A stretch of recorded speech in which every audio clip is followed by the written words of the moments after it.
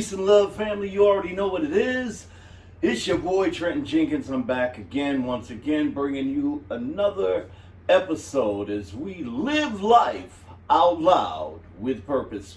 Once again, if you hear anything that resonates with you, any truths that you can make applicable, please like, share, give a thumbs up to the video content. It's real simple, folks. It's absolutely free. It doesn't cost you anything to hit the thumbs up button down below.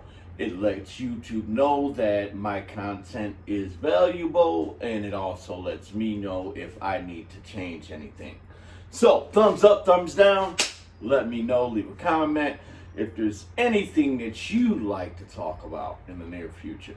All right, folks. So, I'm gonna get right into it. I got a couple things I want to talk about, a couple things I want to share today. And today, you know what I'm gonna talk about? I'm still mourning and coming fresh off the death of DMX. You know, my sister passed away and my brother passed away too this past year. And they're both younger than me. So I took their death really hard. I'm still mourning over the loss. I haven't quite gotten over it yet. And it may not be a time or a place that I ever do get over it. And am I ever asked to get over it?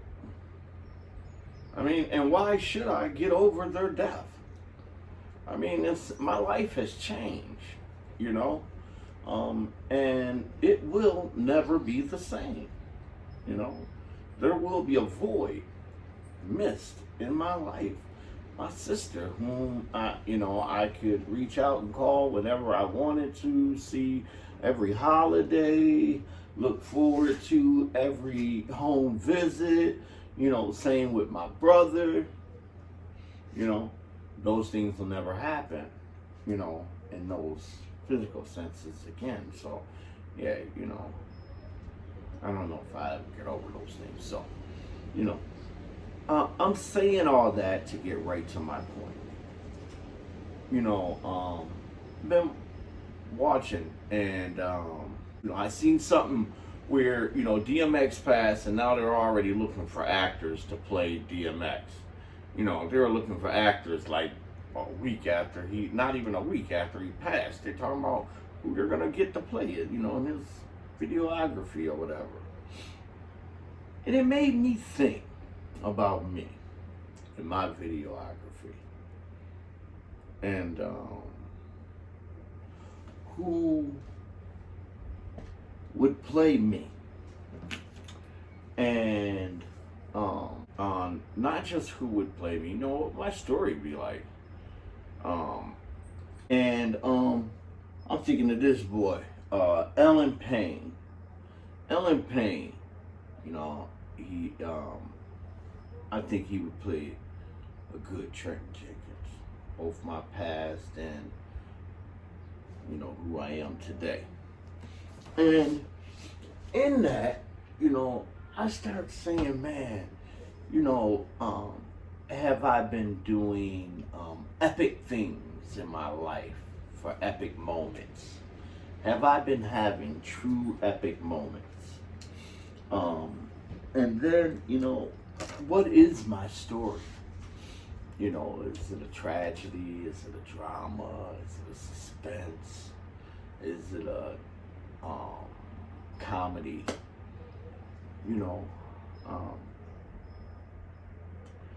And me as the main character, I still got script to write. I got something that my brother and sister and DMX don't have. I still got script to write. So, with that being said, we have to take charge of our moments and seize these moments in time and understand who time actually belongs to. Who owns your time? Do you even know? Do you know who owns your time? Or what owns your time? You know, if you want me to show you what's important in your life, let me show you where you spend your time at. If you tell me where you spend your time at, I'll tell you what's important in your life. You tell me who you spend your time with, I'll tell you who is important in your life, who is important. You know, so, these epic moments, we still got time to write our script. But you got to understand that time does not belong to us. It's not yours. I can look in all my pockets and I got on cargo pants. And in all my pockets, I cannot find any time. I don't own any. Got a couple of dollars in the bank. I'm doing some Forex trading. And one thing I noticed is that with the Forex world, I'm no longer trading time for money. I do it just the opposite. I trade money for time. Because the more money I want, the more time I need to spend.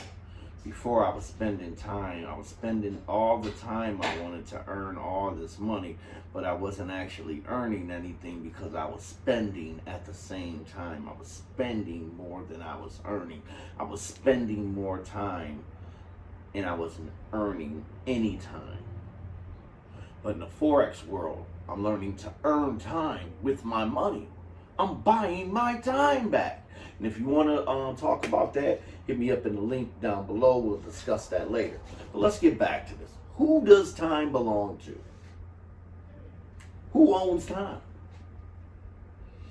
So now, the last I checked, God, that's the only entity that has any significant role in saying how time is played out. I don't. And once I spend it, I can't redeem it. It's the only thing I spend in life that I don't actually possess. And every time I spend it, I'm usually spending somebody else's. Did you get that? When I'm spending time, I'm usually taking up somebody else's. So therefore, when we spend time, we have to spend it wisely. Because again, we can't get it back. It doesn't belong to us. And there's nothing I can do to earn it. I don't care how much money you make. I don't care how educated you are. There's nothing I can do to earn time. So what I had to do was come up with another concept. Since I can't earn time, I had to find a way to buy some. How can I buy some time? And again, that's a conversation for another video. If you're very interested in it, please hit me up in the link below. We'll talk about some of that, buying your time back. I just want to share. I don't want to possess this. This is not mine. I'm not trying to hold on to it. I don't want to be stingy with it. I'm very grateful with what I already have. So I'm willing to share all that I have. So, and I couldn't have got nowhere to where I am if somebody didn't share what they had with me. So I know how it works, I'm willing to share with you. So, and if I can, the more people I can share with, the more I can be blessed in the return. So, I'm trying to make positive investments. I want to make positive investments. I want to make a positive investment in your life. And that's the whole idea and the whole backing behind my channel, is making positive deposits in someone else's life, and hopefully, you'll continue to watch, you'll subscribe, so I can help water, nurture, or someone else. You can get behind someone who can help water and nurture you. Some of the seeds that I'm just trying to plant. Again, these were great seeds that were planted in me that I'm just trying to share with you. I don't want to hold on to it. It does me no good to hold on to everything that I've been given. The key to blessings is reciprocity. The key to blessings is reciprocity. We give, we get as we give. As I pour into you, you pour back into me. Or something pours back into me. We are a limited container.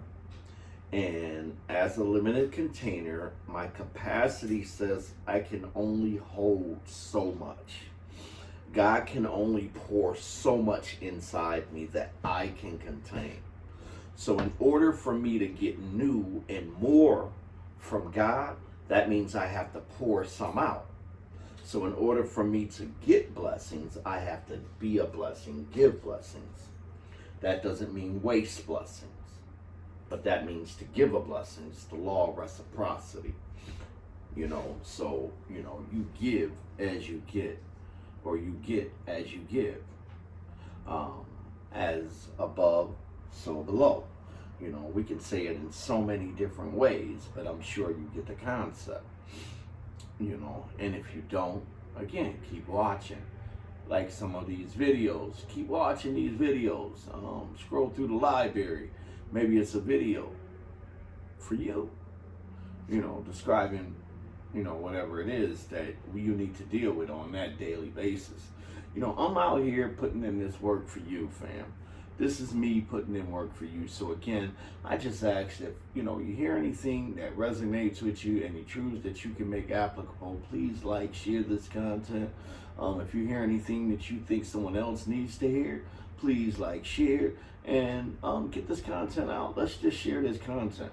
My biggest thing is this, folks. We're all running around in this conscious community talking about we're woke, we're conscious, and we're woke to what? Now that we're woke and we're conscious, what are we doing with this woke and consciousness? Why even be woke and conscious if you're not even going to be doing nothing within the community? You know what I'm saying? We can still be like everybody else and talk about what all the problem is. You can keep blaming it on the black church. You can blame it on the Muslims. You can blame it on the white people. We can blame it on slavery. We can blame it on the black African kings that sold us into slavery. We can blame it on the black African kings that didn't put up walls and gates when they were invaded the first time. They ain't learned the lesson the first time. They let other people invade them and keep on invading them, and we still ain't learned yet up over there.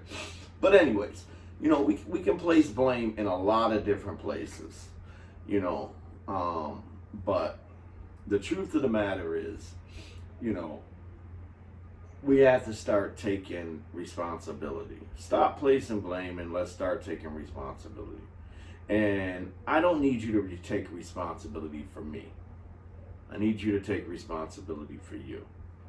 I don't need you to take responsibility for George Floyd. And I don't need you to take responsibility for the cop that killed George Floyd. I don't need you to take responsibility for the judge. I just need you to take responsibility for you. Take responsibility for you. Man up, woman up. Be the person you were made to be. And not what somebody else caused you to be. Be who you were made to be and not what someone else caused you to be. Or again, we can keep talking about the situation. I can keep putting a finger in the wound, and we can make it bigger, make it sore, and make it bleed out, and draw a lot of attention to it. or we can begin to repair and heal, and start the healing process. Now you woke. You woke, now what? That's what I'm asking. You woke, now